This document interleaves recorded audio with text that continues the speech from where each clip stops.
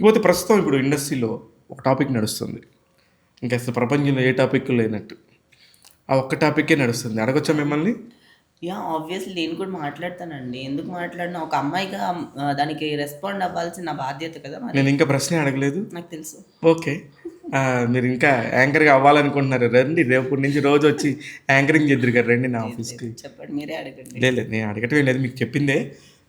శివాజీ గారు కరెక్ట్ అని, కరెక్ట్గా ఆ 2 పదాలు కనుక ఆయన కనుక అనుండకపోతే అది అసలు తప్పే కాదనేది ఒక పెద్ద వాదన, ఒక పెద్ద వర్గం. వెయిట్, అనసూయ గారు సంబంధం లేకుండా ఇందులోకి వచ్చారనేది ఇంకొక పెద్ద వాదన. అసలుకి ఈ టాపిక్కే అవసరం లేదనేది ఇంకో పెద్ద వాదన. అన్నీ నిజాల్లానే ఉంటాయి. ఇన్నయ్య సుల్తానా ఎటువైపు నిజం తీసుకుంటుంది? అందరి పర్స్పెక్టివ్స్ ఉంటాయండి. ప్రతి విషయంలో పర్స్పెక్టివ్స్ ఉంటాయి, నిజాలు కావు. కానీ శివాజీ గారు మాట్లాడింది అస్సలు కరెక్ట్ కాదు. నా పాయింట్ ఆఫ్ వ్యూలో ఆయన మాట్లాడింది ఆ 2 పదాలు కాదు, ఆయన డ్రెస్సింగ్ గురించి మాట్లాడిందే తప్పు. డ్రెస్సింగ్ గురించి మాట్లాడడమే తప్పు అన్నప్పుడు దాంట్లో బూతులు యూజ్ చేయడం ఇంకా పెద్ద తప్పు.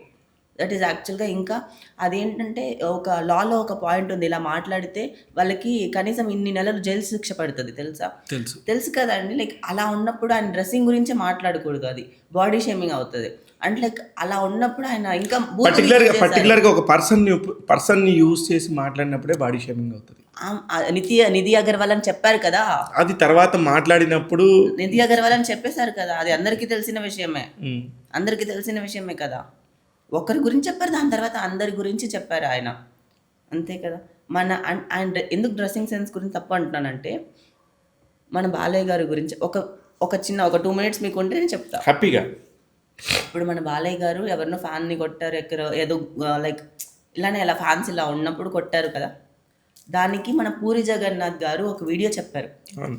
బాలయ్య గారిని అందరు తప్పుగానే అనుకున్నారు, కానీ పూరి జగన్నాథ్ గారు ఒక ఇంటర్వ్యూలోనో పాడ్కాస్ట్లోనో ఒక మాట చెప్పారు. ఏంటంటే ఇప్పుడు ఫ్యాన్స్ అంటారు ఆయన కొట్టారంటారు, ఆయన తప్పుగా మాట్లాడతారు మీరు, కానీ ఫ్యాన్స్ అందరూ మీదకి వచ్చి పడినప్పుడు ఎవడు ఎటుపక్క నుంచి ఏం తీసుకెళ్తున్నాడు, ఫోన్లు తీసుకెళ్తున్నాడా, పర్సులు తీసుకెళ్తున్నాడా, వాచ్లు తీసుకెళ్తున్నాడా, ఎక్కడెక్కడ నొక్కేస్తున్నాడా మీకు తెలుస్తుందా? అక్కడ ఏం జరగకపోతే ఆయన రియాక్షన్ ఎందుకు ఉంటుంది? ఏదైనా చేసిన తర్వాత కదా రియాక్షన్ ఉంటుంది. అలా మెన్నుకే సేఫ్ లేదండి సొసైటీలో, మెన్నుకే సేఫ్ లేదు. అలాంటప్పుడు ఒక అమ్మాయి ఏ బట్టలు వేసుకెళ్తే మాత్రం అలా జరగకుండా ఆగుతుంది అనుకుంటున్నారా మీరు? This is what my perspective.